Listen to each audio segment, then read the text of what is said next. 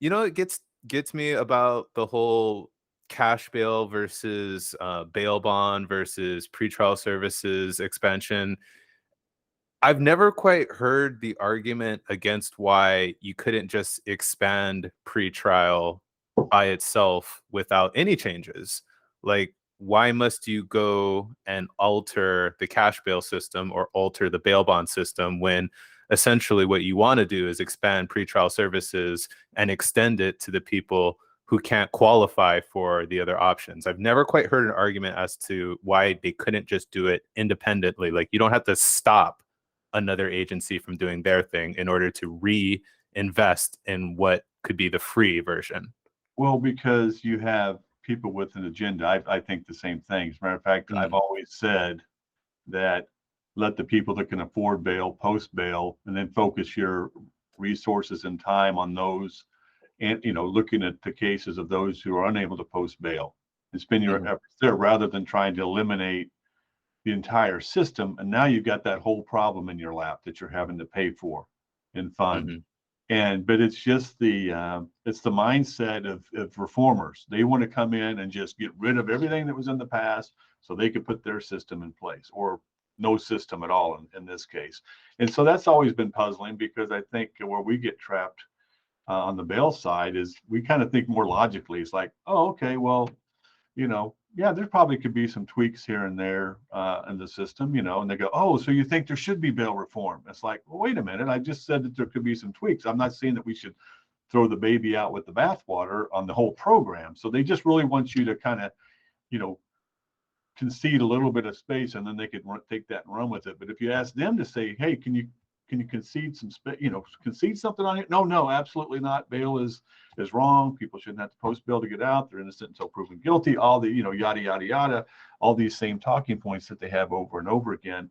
But the interesting thing, just here in Indiana, a county south of us, in Johnson County, they put out something for public comment because the judges wanted to change their bail schedule and remove corporate surety from an option and just reduce it to just a cash bail system only, with the maximum bail on murder charges and aggravated offenses being $4,000 cash bail. Oh, wow. And so we, ABC sent something down there. I wrote a letter down there on behalf of our company. We're domiciled here in Indiana, and some bail agents weighed in, and basically saying that, for $4,000 cash, that's a $40,000 bond that, the people with third parties would have to come in and co-sign, and they pay the money. And that way you have a third party, not only co-signers, but also a surety company, bail agent, all looking out for this guy to make sure he comes back to court. And you're just reducing it down to the cost of that. So it just seems like you're just doing this to enrich the court so you can cover fines and costs on the case, but you're not really considering the fact that a bail bond is to guarantee appearance in court. So, so fortunately, they gave them pause, and they decided that they're supposed to be implemented this week. And because of that input, they decided, well, wait, we're going to look at this a little bit further, and they're not going to do anything, at least consider doing anything until this coming June. So I was really pleasantly surprised, because there's a lot of 10% cash bail done in Indiana. And I was pleasantly surprised that they actually listened to our arguments and said, well, wait a minute, maybe if we do go this route, maybe it's really going to create a lot of problems and create some bad press, if you will, on the judges. If they let someone out on a murder charge and it's a $4,000 cash bond, and they go out and hurt somebody, then that's going to be a problem for them. But hopefully they just realized that, wait, this was wrongheaded. This was not the way to go. What were we thinking? We didn't really consider all these other factors.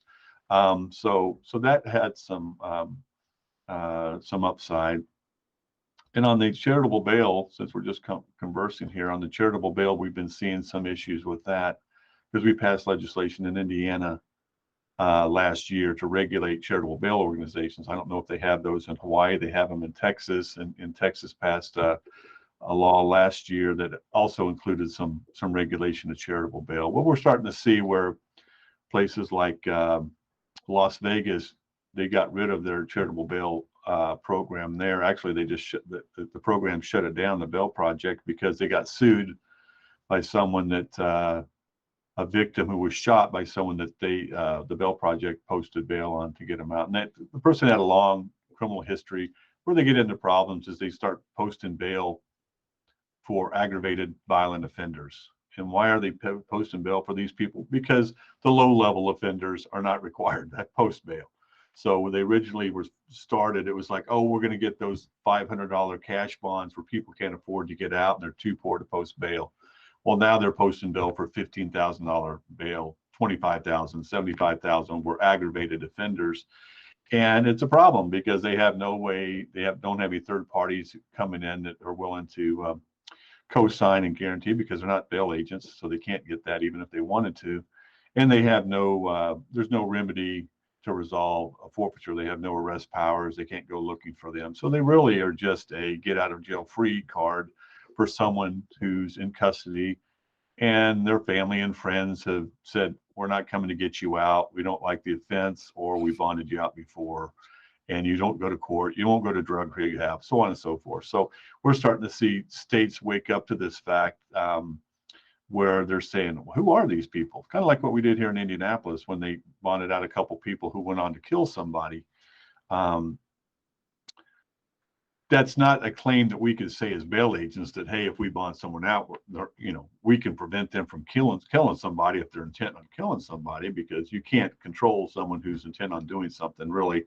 But what you can say is that, these were people that clearly would probably still be in jail because third parties were not willing to come forward to post their bail, to put up bail for them and get them out. Otherwise, so they would have been de facto detained because no one was willing to get them out. Well, some people just need to stay in jail. I mean, that's the reality of it. And the Bail Project was bonding out these individuals. And when the public became aware that who is this charitable bail organization that's posting cash bail for these individuals, put them back out on the street only so they can commit more crimes, and in some cases murder, then the questions came up. The press was all over it, and we were able to get legislation passed here regulating them to the extent where they can't post bail on violent offenders anymore. It has to be low-level offenders. They cannot. It could be a new charge of a low-level crime, but if they got a prior conviction of an aggravated offense, they can't bond them out. So, really put some controls on them, and require them to report to the Department of Insurance, to be regulated by the department, and submit information of who they're posting bail for. It's really just all stuff that bail agents are subject to through our regulations. So that's been something that's we're seeing other states wake up to the fact that who are these people? They're not regulated. Who are they getting out of jail? So on and so forth. So that was kind of a positive thing that's been happening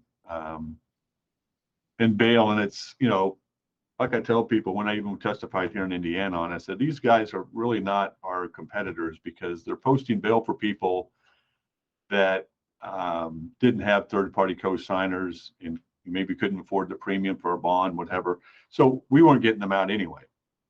They're bonding out people that probably in most cases should just be left in jail because they're a danger to the community. So it's just nice that if you're bonding people out in mass in the United States, that basically is an outfit that needs to be regulated by the government in some capacity. You can't just, it's not so, they were kind of operating as the wild, wild west. We got a bunch of people donating to our cause, and the people that are donating doesn't know that the Bail Project is going to bond someone out that's charged with an aggravated offense or a child abuse case or whatever, because they just give their money to this Bail Project, and the Bail Project decides who they're going to get out. So it's an interesting situation, but it's one that needs to be regulated, and we were happy to get that done here in Indiana, and hopefully other states will follow suit this year. So Yeah, in my home state, it's happened a few times, and of the cases that have come across my desk, forfeitures, they don't know what they're doing when it comes to underwriting. They sure. just sort of follow a certain narrative that they're told. But I think every bail agent has the experience of working with a family, being told a certain story, and then once you get all the information, you're like, oh, wow, they misrepresented a thing or two that was a material fact, which changed the risk factors completely. You know what I mean? That's something that the bail agents see, that if you're just posting cash bail, I mean, there's really no way for you to have seen that unless you had the experience of having that goes south on you. So it is key when people talk about bail reforms that they gloss over, they are laser focused on the dollar amount, but then they're completely oblivious to the third party's involvement, which is Mhm. a key part, because it's not necessarily that $500 bail, or sometimes it's like a $50 bail that the defendant can't post. It's not about the $50. It's about the lack of a third party who cares to step up and actually post that $50, Mhm. because they know that if that person gets out, they're just going to harm them, the family. There's going to be another episode. Maybe they're trying to teach them a lesson. I mean, nobody's saying people should be in custody indefinitely, but there are these short little spans where it's almost as if the invisible hand of the market knows what's best. If there's no third party out there Mhm. who will vouch and work with a bail agent to get somebody out, well, then that kind of tells you everything you need to know, right? Yeah, I mean, you're just putting things through a colander, basically. I mean, and the people that, that uh, get caught up in the colander, the sieve, if you will, are the people that do not have, they've burnt all their bridges, and they just don't have. I mean, every now and then you'll have a person in there that just never had any friends to begin with and commits a crime. Maybe there is that person out there that doesn't have anybody that they could call to say, hey, I got this DWI, can you come get me out? Mm-hmm. But what you described is really it's underwriting, and the thing that these charitable bail programs really, they're not risking their own money. They're using OPM or other people's money to post this cash bail. They have no skin in the game, even by putting the cash up. If they lose it, it's no big deal.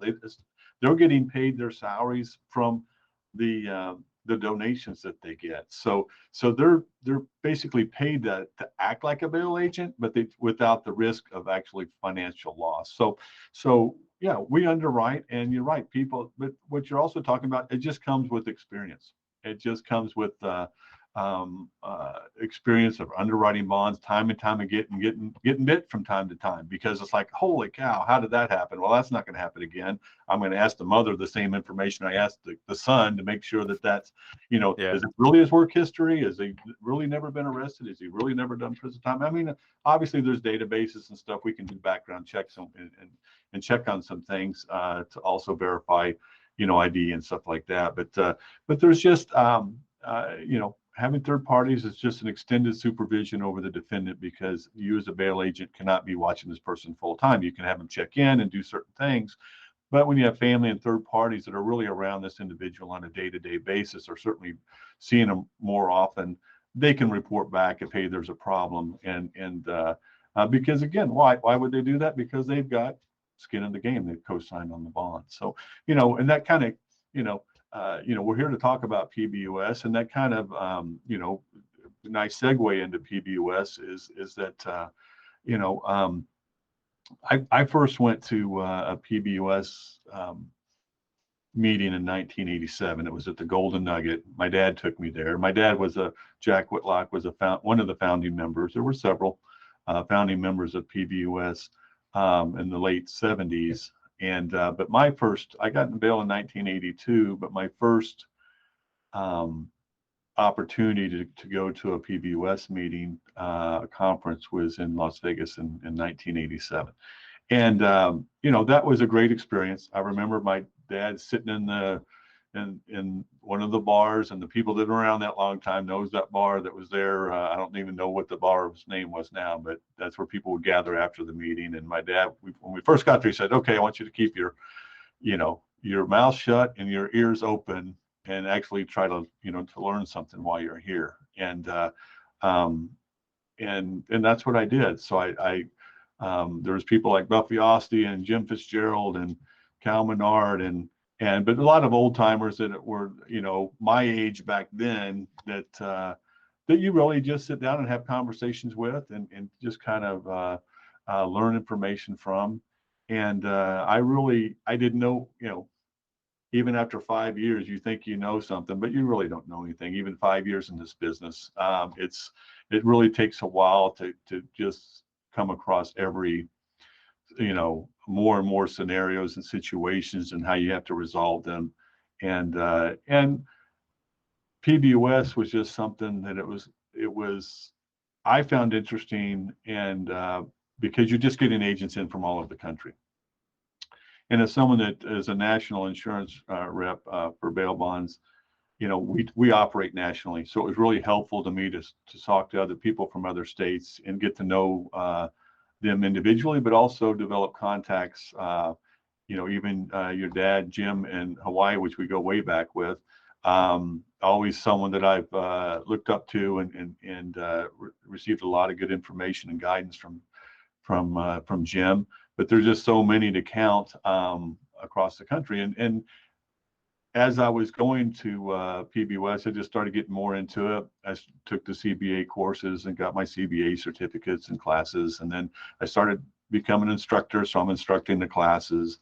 Then I got my master's, I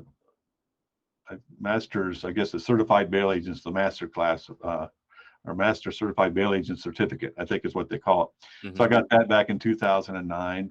And was really just out there every year. Our agents would show up. We'd take them to a nice dinner.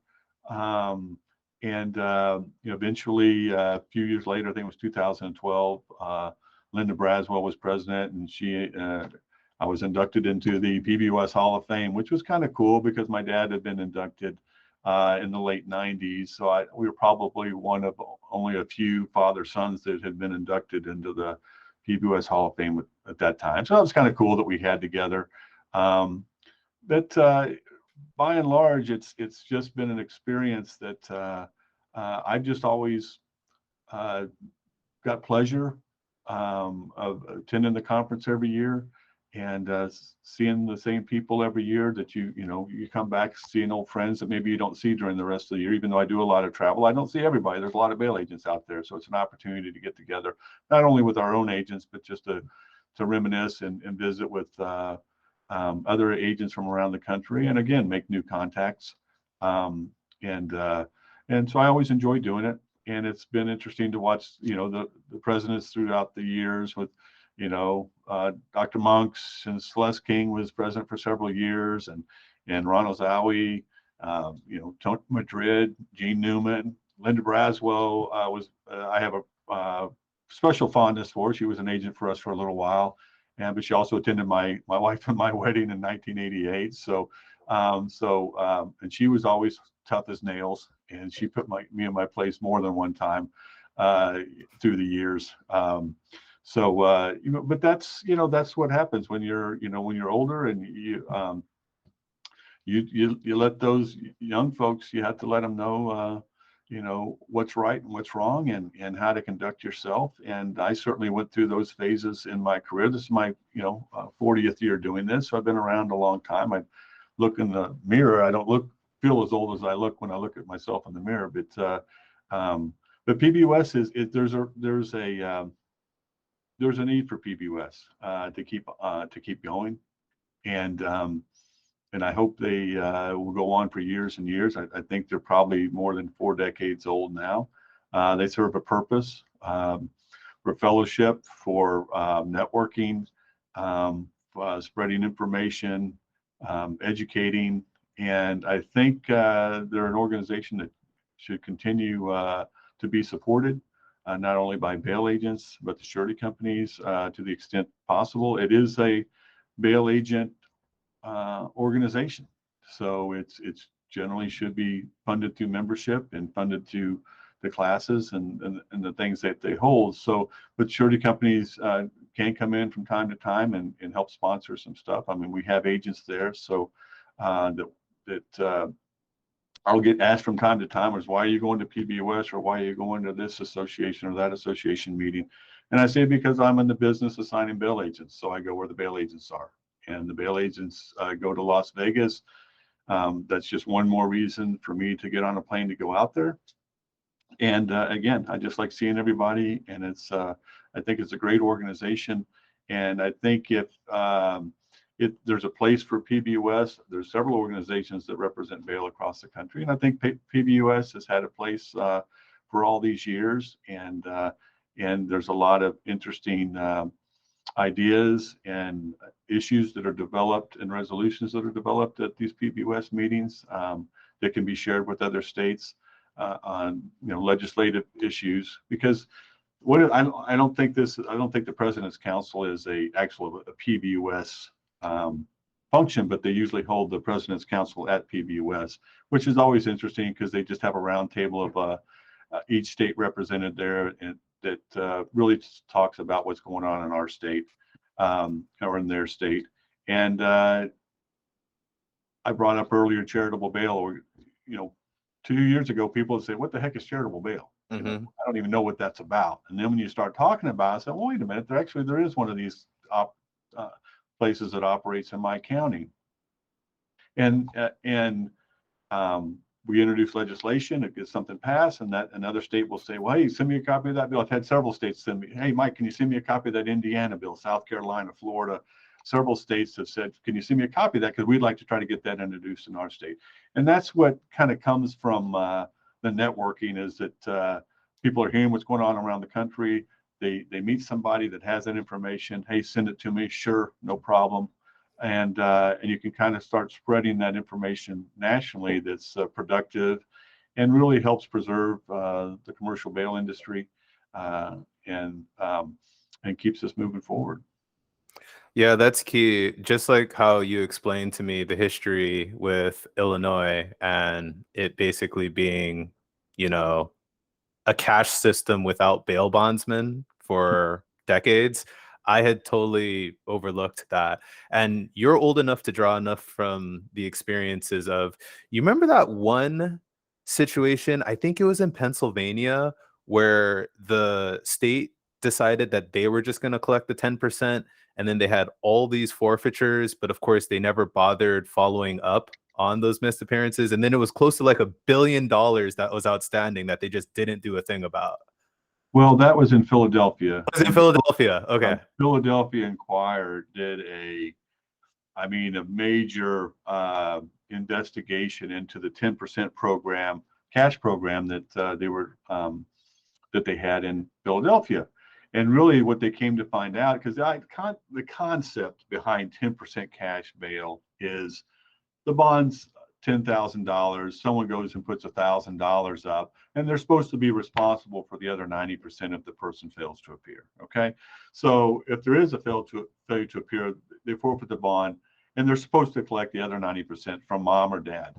They never collected any. What basically this expose came out is they weren't collecting anything. Basically, they were taking the 10% to pay their administrative costs or do whatever it is that they wanted to do there with that county level. And I had all these failure to appears, and no one was showing up to court. So they really exposed them. And the $1 billion was basically the uncollected portion of the bail. So the remaining unsecured 90%, they came up with a number of $1 billion in lost revenue from forfeited bail. Because that's what 10% bail is. It's just an air sandwich. It's basically just the way that the court competes with the bail agent. Okay, the bail agent charges 10% or around that number, depending on the state. Well, we're going to take 10% to the court. We're going to act as the bail agent. Okay, and then we will give the money back to the person when he goes to court. Well, more often than not, that money, if they don't show up to court, is forfeited. Or if they do show up to court, there's typically fines and costs and public defender fees taken from that money. So basically escrowing their costs is really what they're doing. Whether or not anyone shows up to court or not, the court just says, oh, well, that's what we have a sheriff's department for. They'll go get the people. Well, one forfeiture becomes 10 becomes 100, 100 becomes several thousand. So it's a scheme. It's a scheme to generate cash for the courts. It's not intended to guarantee appearance, even though the court would probably try to sell that to you. But we call that the 90% discount in Indiana, which is basically what it is. I mean, if they were concerned about making it easier for people to get out of jail, then if you're going to reduce the bond by 90%, just set a bail bond on that amount, and then basically the person can pay 10% of that number and then get out, very easily. But they don't want to do it that way because the court wants the cash. So Illinois has that. They've just done cash forever, like Kentucky, cash. Oregon does cash. So these are states that they kind of get hooked on that cash, right? So they're public, their government. They're not supposed to be capitalist, if you will, competing against private industry, which is what they're doing here. But once they get that cash in and they look back over the years, like, holy cow, we brought in several $1 million in 10% cash money that we were able to collect all these fines and costs. This is a great thing. Well, they're not even looking about the failure to appears. It's like, look at how much money we got. And they're getting money without risk. Okay. When we get paid money, we're getting paid because we're assuming a financial risk. Okay. So we know that if we pay a $10,000 bond, we made just a couple $100 on that bond, really, when you net it out. So now we paid out $10,000 on a situation where we netted a couple $100. It takes a lot of bail to be written to make up that $10,000. So we can't afford to take loss. Okay, that's why we have a very low paid loss. You know, we might have it fluctuate on what our forfeiture percentage is, meaning failure to appears, but it's how good you are at resolving those forfeitures before they actually have to be paid. But so it's but all this stuff, you know, just back to PBUS, I'm just one of those guys that really feels like PBUS has provided a lot to me over the years. I've gotten a lot out of them. I always enjoyed teaching classes, and I always appreciate the little accolades that they give you from time to time. It's always, you know, nice little cherry on top. But more importantly, it's with interacting with the people, teaching people what you've learned through the years, and try to educate them on things that maybe they didn't know when they arrived. So I always get a lot of pleasure out of doing that, and I hopefully PBUS will continue to be an association that is beneficial to the industry as a whole. I'm sure it will. And with good guidance and a solid board of directors, I see no problem with that happening. So I certainly wish all the best to PBUS. I saw my dad the other day, who he's doing okay at 87 years old, and talking about PBUS and when that first started back in the late 70s. And I know he was a big fan of PBUS and worked hard in the early years as well. So however many years it's been since 1987 is how many years I've been going to PBUS. I've only missed 1 or 2 meetings over the years, and I can't wait to be there next month. Yeah, you know what? I originally just came for the trip to Vegas. That was a different part in my life where I just wanted to see the action. Vegas was very appealing. There was like the discounted room rates that you could get by being, you know, a part of the convention. There was all the sureties where I felt like every night there was a different surety where I could pick, you know, a fancy steak dinner to go to. Sure. So I was very selfish early on where I just wanted to, like, you know, be in the casino, have the dinners and everything. But now after, shoot, it's probably been about 10 years or so. Now I really take advantage of the learning opportunities, the classes. Like the Skip Guru is going to have another seminar. It's always great when they have speakers. Like I remember the year that Tommy Lauren spoke, talking about how to control narrative. That's incredibly important and valuable. I remember Steve Rambam, and some of the techniques that he taught at the convention literally helped me set a booby trap, like an electronic booby trap, where he literally taught us how to track somebody through IP addresses when somebody checks like a text message or an email. I had never known anything about that, and that was way above my head. But after he had that seminar and basically went from A to Z how to do it, I literally found a guy in Hobbs, New Mexico, using the exact same technique that I learned at that seminar. And if it wasn't for the learning piece, luckily I'm not at that stage in my life where I am not 100% present at the, you know, seminars. Luckily, I'm at the point where I am very present at the seminars. If it wasn't for, you know, me networking with him, saying, hey, this is Nick, I saw your presentation at PBUS this year, and then him taking my call and holding my hand on how to do this little electronic booby trap so that they could literally, you can't ping people's cell phones unless you're like the feds, but you can't ping people's cell phone, but you could kind of do a backdoor ping with this technique that he taught. And if it wasn't for that, man, I would have been out that forfeiture. You know what I mean? I got a lot of value from the classes there. You're right. I've seen his presentation. It's quite impressive. And you have to be, you know, uh, repeat offenders in particular are very smart and cagey about how they hide. You know, they're not using credit cards, they're staying off social medias, they're using burner phones, all these things that they're smart, and you have to be smarter than them. And that information ages and gets outdated, and you have to be more creative to try to find people. And it's a challenge, and that's just exactly something that you can learn at PBUS through these classes to basically stay on the cutting edge. It's like really continuing education. What's the latest, greatest stuff out there that helps me do my job and get my people to court?